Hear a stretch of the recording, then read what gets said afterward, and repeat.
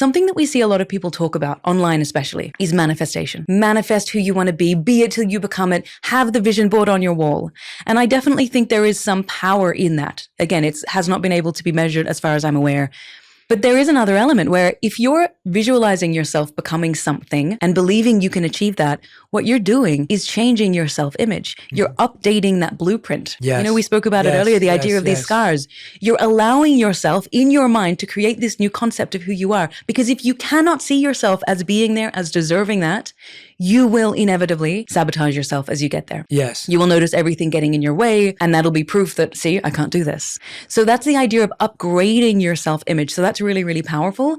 But then a lot of people get stuck where they just have this view of where they want to go. They're so clear on it. They're excited about it. And then suddenly they flounder. And it's because of two things happening.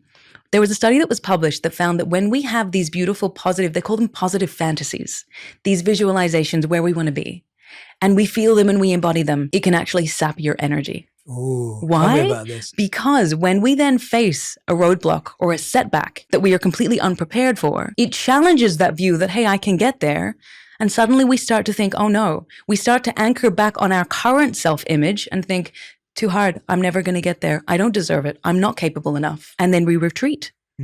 So there's an important step and second step, right? So you need to visualize yourself getting there. But then you also, and this is contrary to what a lot of people suggest, what the research suggests, what we encourage all of our students to do is be very clear on what are all the things that are going to get in the way of you getting there. Be really clear on that. A lot of people say, no, don't anticipate that because you'll will it into existence.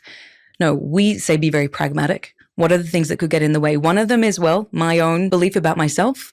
The other one is the people I'm around. Maybe they will prevent me from getting there. It could be boredom. It could be this obstacle, that setback, that failure. Write them down. But then there is an important second step. If you only write them down, you're going to enter an entire world of catastrophizing and worrying. So the next step then is to ask yourself, what will I do if and when this happens? You create your contingency plan, your recovery plan, so that if it happens, you have your steps, you've prepared, you've essentially been there before. So you don't need to worry about spiraling into overthinking and worry and catastrophizing.